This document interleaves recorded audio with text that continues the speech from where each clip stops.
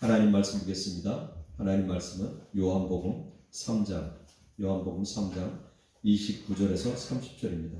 요한복음 3장 29절에서 30절입니다. 자, 다 찾으셨으면 한 목소리로 같이 봉독합니다. 시작. 신부를 취하는 자는 신랑이나 서서 신랑의 음성을 듣는 친구가 크게 기뻐하나니 나는 이러한 기쁨으로 충만하였노라. 그는 흥하여야 하겠고 나는 쇠하여야 하리라 아니라. 아멘. 오늘 설교 제목은 앞에 보시다시피 당신의 결혼 생활은 어떠하신가요? 당신의 결혼 생활은 행복하신가요? 라는 제목으로 우리가 같이 말씀을 나눠보고자 합니다. 우리는 이제 예수 믿고 구원받은 하나님의 자녀입니다. 그렇죠? 아멘입니까? 그렇다면 신랑 되신 예수님과 우리는 결혼을 했습니다. 세례를 받는 순간부터 우리는 신랑 되신 예수님과 결혼을 하고 한 자녀로 한 가족을 이뤄가고 있죠. 그런데 그 결혼 생활이 지금까지 오면서 어떠하셨나요? 처음에 예수님과 결혼했을 땐 너무도 행복했을 겁니다. 기쁨이 있고 날마다 행복이 넘쳐났겠죠. 그런데 시간이 지나면서부터 조금 무관심하게 되지요. 그것이 아마 우리의 모습일 겁니다.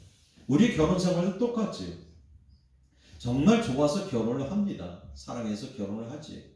그런데 결혼을 하고 나면 시간이 지나고 세월이 흐르면서 점점 더 상대방에게 무관심해지고 조금 등하시하게 되죠. 우리 하나님과의 관계도 똑같은 모습입니다. 우리는 지금 우리의 결혼 생활을 통해서 또 신랑 되신 예수님과의 관계를 통해서 우리가 어떻게 하면 이 결혼 생활을 예수님, 신랑 되신 예수님과 행복한 생활을 이어갈 수 있을까 말씀을 같이 나눠보려고 합니다. 오늘 보면 예수님이 분명하게 신랑 되신다고 이야기를 하고 있죠. 지금 요한이 얘기를 하고 있어요. 세례 요한이 이야기를 하고 있죠.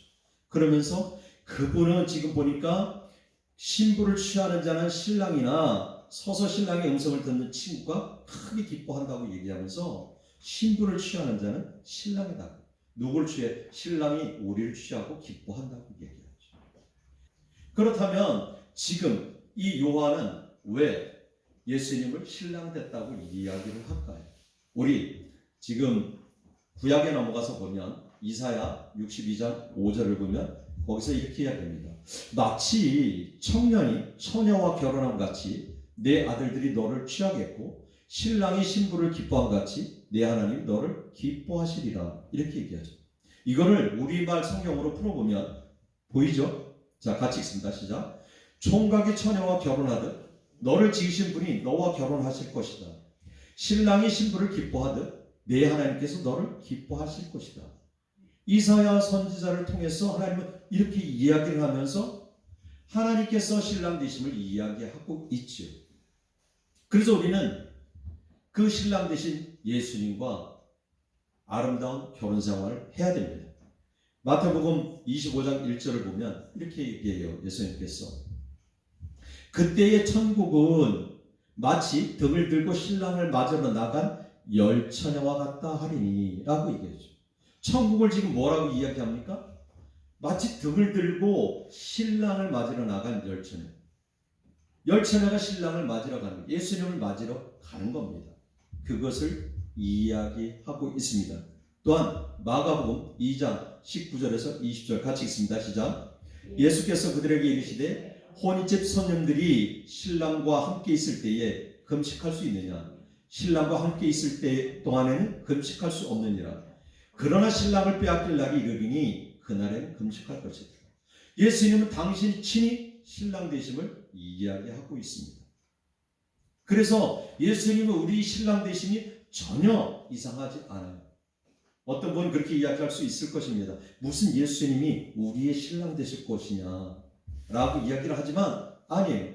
그래서 지금 밑에 보면 그러나 신랑을 빼앗길 날이 이르리니 그날에는 금식할 것이다. 신랑을 빼앗길 날이 언제? 예수님 십자가에 못 박혀 돌아가신 그날을 이야기하고 있는 것입니다.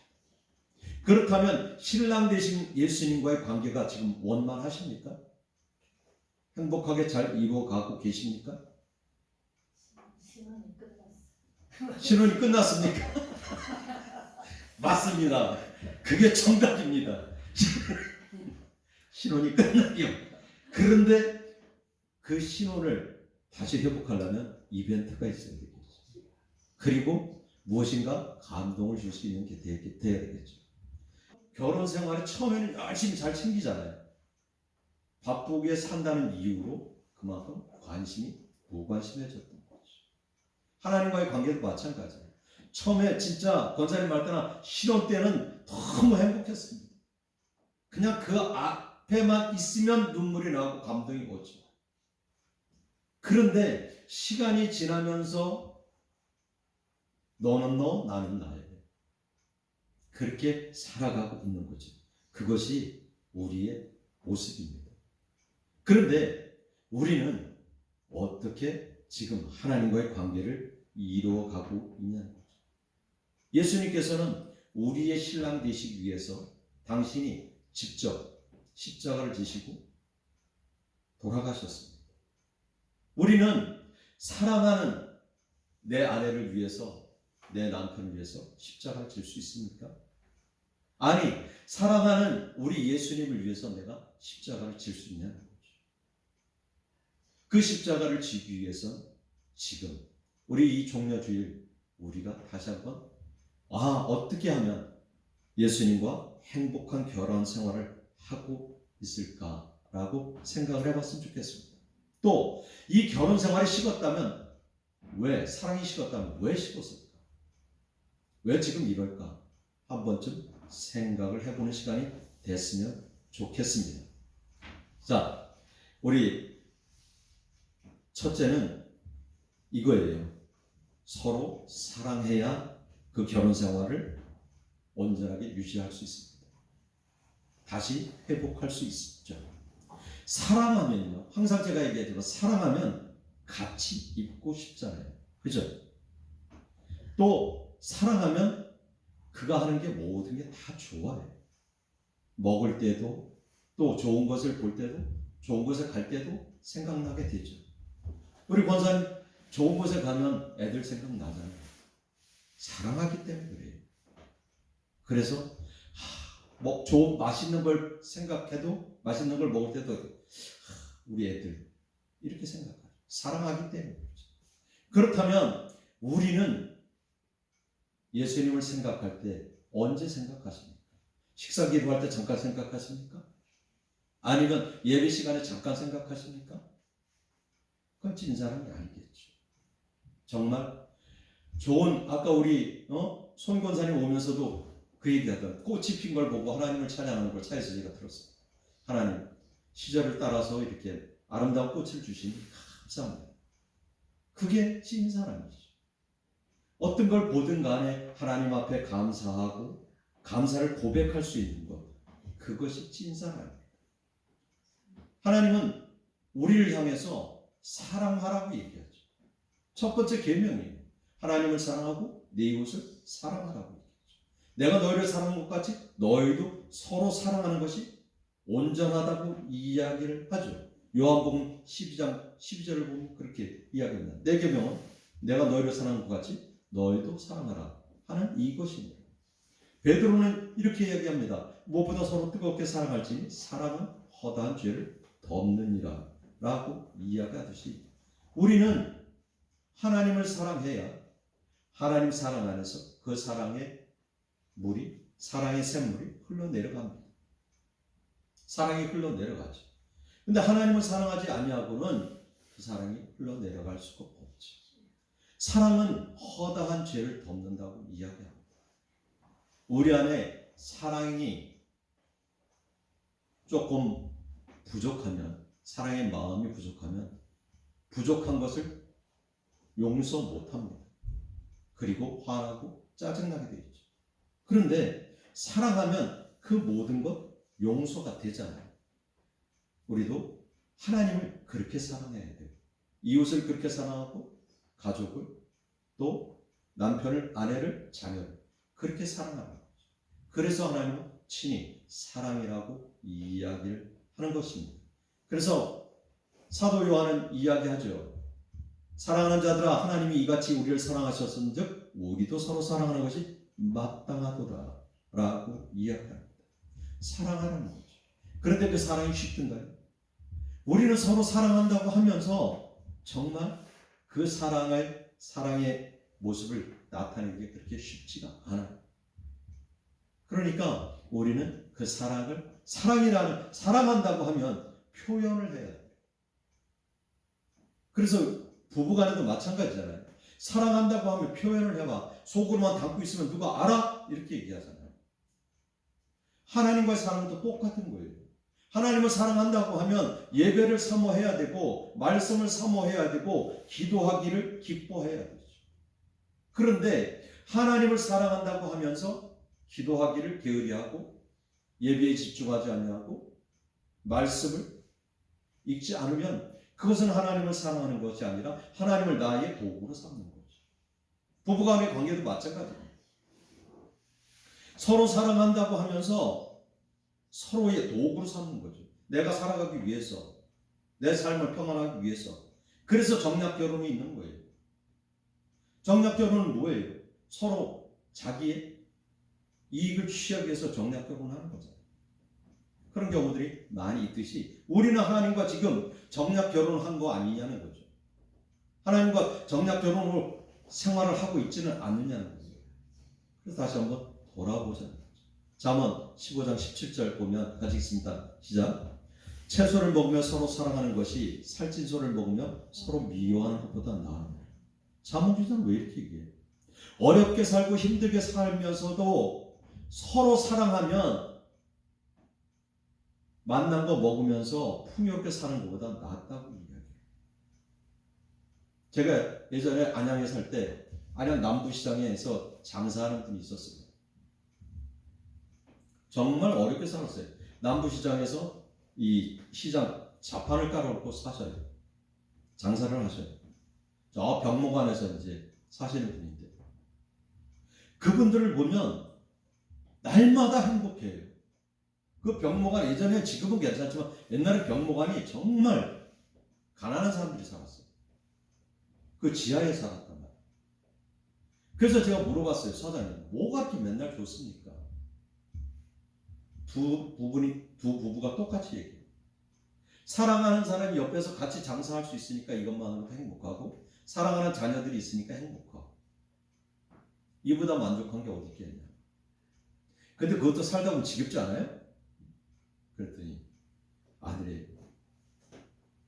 참 그 모습이 제가 꽤 오래 있으면서 참 변함없이 그렇게 서로 사랑하는 모습을 봤어요. 그런 반면에 어떤 분은 그렇잖아요. 정말 풍요롭게 살잖아요. 그러면서도 부족한 거 없이 살면서도 부부간의 관계가 서로 각자의 삶을 살아가는 모습을 볼 수가 있어요. 하나님과의 관계도 똑같습니다. 우리가 조금 가난하더라도 조금 부족하더라도 그럴수록 하나님과의 관계는 더욱 돈독해질 수밖에 없어요. 그런데 우리가 풍요로우면 부족한 게 없으면 하나님과의 관계가 점점 멀어질 수밖에 없어요. 등하지 할 수밖에 없어요. 그렇잖아요. 우리가 부족한 게 있으면 하나님께 매달 수밖에 없잖아요. 그런데 모든 것이 채워지면 그냥 형식적으로 나와서 예배드리고 기도하고 아까 권사님 얘기했듯이 기도가 잘 안 되는 거예요. 왜? 하나님과 사랑을 하지 않기 때문에 그렇죠. 부부간의 관계도요. 서로 사랑을 하지 않으면 옆에 와 앉아있으면 어색해요. 손잡고 다니려면 쑥스럽다니까요. 제가 해보니까 그래요. 그런데 하나님과의 관계 똑같다는 거예요. 하나님을 정말 사랑하지 않고 언제나 교통을 하지 않고 기도가 안 되는 거죠. 말씀이 귀에 안 들어오는 거예요. 그러니까 이 모습을 우리는 이야기하고 있는 거죠. 그래서 지금 채소를 먹으며 서로 사랑하는 것이 살찐 소를 먹으며 서로 미워하는 것보다 낫다고 잠언 기자는 이야기합니다. 두 번째는요. 상대가 원하는 것을 받아주고 들어줘야 된다. 하나님은 우리를 향해서 뭘 원하십니까? 하나님은 우리를 향해서 기도하길 원하셔요. 예배하길 원하시죠. 그리고 말씀 가운데 있기를 원하시죠. 그러면 우리는 하나님이 원하는 걸 들어줘야 되는 거죠. 이게 사랑하는 거예요. 그러면 하나님도 우리가 원하는 거 다 들어주시잖아요. 그런데 우리는 그걸 안 하고 있다는 거죠. 부부간에도 마찬가지잖아요. 사랑한다고 하면서 내가 귀찮아서, 내가 피곤해서, 내가 힘들어서 안 해준다는 거죠. 이건 사랑이 아니죠. 똑같은 거예요. 하나님과의 관계도 똑같습니다. 그러니까 하나님을 정말 사랑하면 찬양의 소리가 들려지면 마음이 찌르게 오죠. 그리고 내려가야 되겠다는 생각이 들어요. 부부간에 서로 사랑하면, 자식간에 서로 사랑하면 그냥 보고만 있어도 좋아요. 그리고 정말 남편이 원하는 거, 아내가 원하는 거 어떤 때는 꼴 보기 싫어서 해주기 싫은데도요 몸은 따라가죠. 그리고 나도 모르게 해줘요. 이게 사랑입니다. 하나님과의 관계도 똑같은 거죠. 그래서 사무엘상 15장 22절에 보면 사무엘이 뭐라 그래요? 순종이 제사보다 낫다고 얘기하잖아요. 듣는 것이 순양의 기름보다 낫다고 얘기합니다. 사울 왕한테 얘기하는 거예요. 그러니까 우리는 정말 하나님 말씀 앞에 순종하고 그 순종을 따라가야 되죠. 그래서 마태복음 7장 24절에서 27절 보면 좀 긴데 보이나요? 읽을 수 있나요? 네, 같이 읽어보겠습니다. 같이 시작. 누구든지 나의 이 말을 듣고 행하는 자는 그 집을 반석 위에 지은 지혜로운 사람 같으니 비가 내리고 창수가 나고 바람이 불어 그 집에 부딪히되 무너지지 아니하나니 이는 주추를 반석 위에 놓은 까닭이요 나의 이 말을 듣고 행하지 아니하는 자는 그 집을 모래 위에 지은 어리석은 사람 같으니 비가 내리고 창수가 나고 바람이 불어 그 집에 부딪히며 무너져 그 무너짐이 심하니라. 아멘. 지금 예수님은 그 얘기하는 거예요. 누구든지 나의 말을 듣고 행하는 자는 그 집을 반석 위에 지은 지혜로운 사람이라고 얘기하죠. 그 집을 반석 위에 지어놓으면 비가 내리고 창수가 불고 태풍이 와도 절대로 흔들리지 않고 부서지지 않는다는 거죠. 하나님의 말씀대로 살아가면 어떠한 핍박이 와도 흔들리지 않는 거예요. 하나님 말씀대로 살아가면 내가 절대로 흔들리지 않죠. 원수 마귀가 유혹을 해도 흔들리지 않는 거예요. 그래서 누구든지 나의 말을 듣고 행하는 자는 이렇게 이야기하는 겁니다. 그래서 마태복음 7장 7절부터 시작하고 누가복음 11장에 보면 뭐라고 이야기합니까? 구하고 찾고 두드리라고 이야기하죠. 구하는 자가 얻을 것이요 찾는 자가 찾을 것이요 두드린 자에게 열릴 거라고 이야기하는 건 왜냐하면 우리가 날마다 하나님께 간구하면서 하나님의 뜻을 이루어가고자 합니다. 하나님 그러면 다 들어주시겠다고 얘기합니다. 그러니까 우리는 하나님이 원하고 바라고 뜻하는 것을 우리는 순종해야 되죠. 들어드려야 됩니다. 그래야 하나님께서 우리 위에 축복해 주십니다. 그래서 요한복음 15장 7절 아주 잘 아시는 말씀이잖아요. 그죠? 같이 읽습니다. 시작. 너희가 내 안에 거하고 내 말이 너희 안에 거하면 무엇이든지 원하는 대로 구하라. 그리하면 이루리라. 아멘. 예수님은 분명하게 이야기하셔요. 너희가 내 안에 거하고 내 말이 지금 예수님이 하신 말씀이 너희 안에 거하면 무엇이든지 원하는 대로 구하라. 그리하면 이루리라고 얘기하죠. 그러니까 예수님은 정말 하나님 안에 예수님 안에 순종을 원하는 거죠. 그리고 예수님만 바라보고 살아가길 원하는 거예요. 인간관계도 똑같잖아요. 세 번째는요. 자신보다 배우자를 더 생각하고 아끼며 그의 말에 귀를 기울이라. 나보다 예수님을 더 생각하라. 나의 안위보다 나의 육신보다 하나님을 더 생각하라. 그래서 나의 안위보다 하나님을 더 생각했기에 예수님의 제자들은 순교의 길을 걸어갈 수 있었습니다. 우리 영문 밖의 길을 우리가 찬양했잖아요. 그 영문 밖의 길의 찬양은 주기철 목사님이 쓴 시예요. 그분이 감옥에서 무수한 고초를 겪으면서도 그 고초를 견딜 수 있었던 것은 하나님을 사랑했기 때문이었어요. 그러면서 또 하나님의 사랑을 시로 써온 거예요. 그 예수님이 십자가를 지고 간 그 길, 나도 얼마든지 갈 수 있다는 거죠. 우리는 어떻게 그 길을 걸어가고 있습니까? 내가 조금 귀찮다고, 내가 조금 피곤하다고 그 길을 외면하잖아요. 그래서 이 하나님을 사랑하면, 또 상대방을 사랑하면 상대방이 이야기하는데 귀를 기울 수밖에 없어요. 그렇죠? 그런데 사랑하지 않으면 뭐라고 해? 너는 얘기해. 나는 머릿속에 딴 생각하고 있는 거죠. 그런 경우 많아요. 대인관계에서도 똑같잖아요. 나는 열심히 이야기하고 있는데 딴소리 하고 있는 거죠. 관심이 없는 거예요. 사랑이 없는 거죠. 하나님과의 관계도 마찬가지예요. 하나님은 지금 성경을 통해서 열심히 말씀하고 계시는데 또 목사님들을 통해서 대화하고 있는데 딴 생각하고. 그러니까 이 생각을 하나님 집중해야 되는 거죠. 그리고 상대방을 더 생각해야 됩니다. 고린도전서 10장 20절을 보면 이렇게 얘기합니다.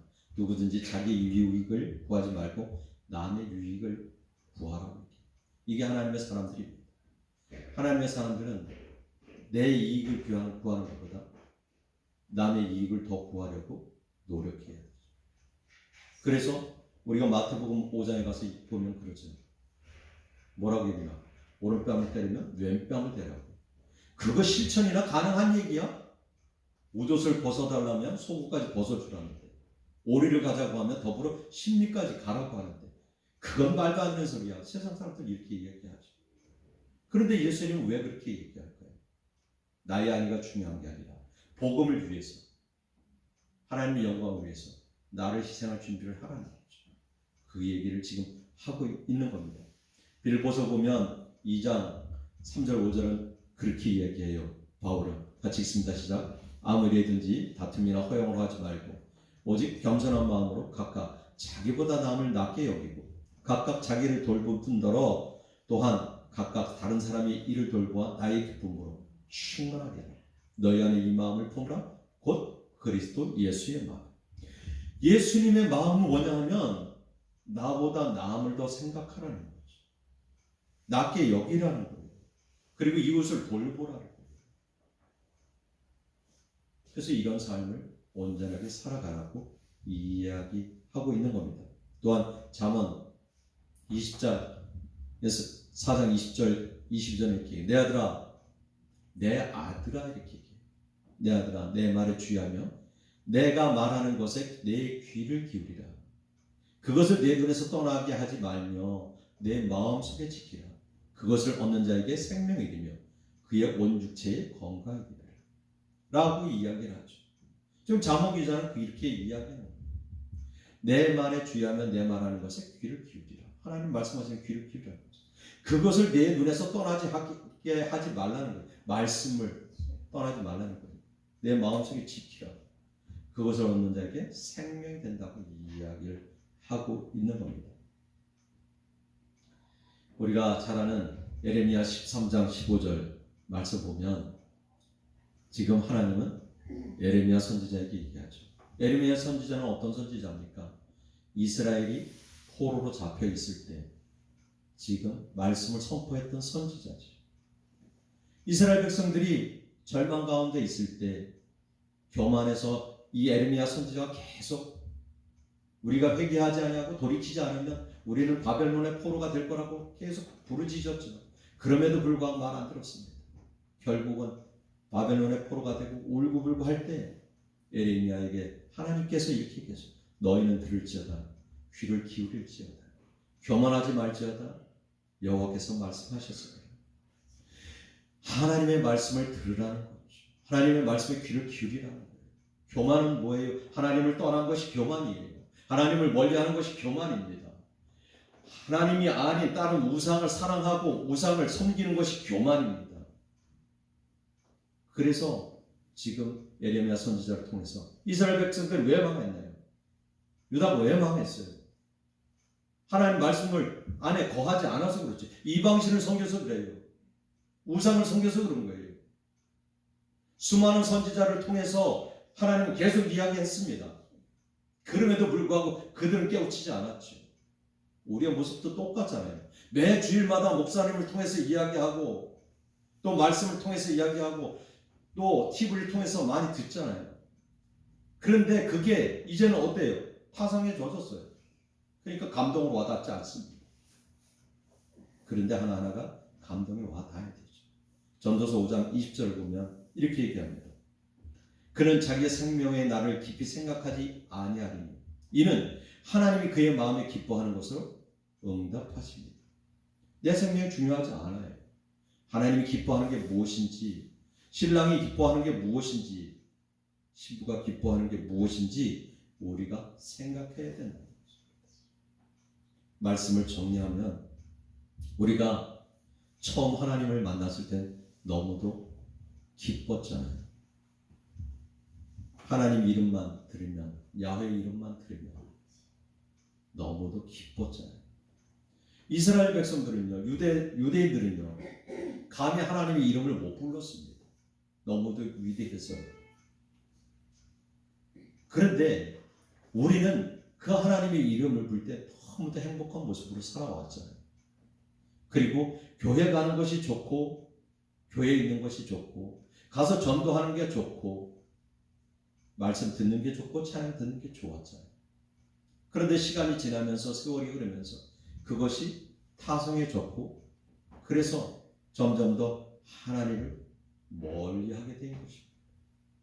그렇다면 우리는 지금 오늘 이 시간을 통해서 이 종려주의를 통해서 우리 다시 한번 생각해야 되죠. 내 사랑이 어디서부터 식었는지, 우리 부부관계가 어디서부터 잘못된 것인지 한번 생각을 해보자는 거예요. 그리고 이것이 잘못된 것이 어디서부터 잘못된지 생각해보고 고쳐나가려고 노력하자는 거예요. 그래서 다음 주일 부활주일에 정말 주님의 사랑이 다시 한번 회복돼서 서로 사랑한다 고백하면서 정말 뜨거운 사랑을 나눌 수 있는 그런 모습이 되기를 예수 이름으로 축복합니다. 아멘.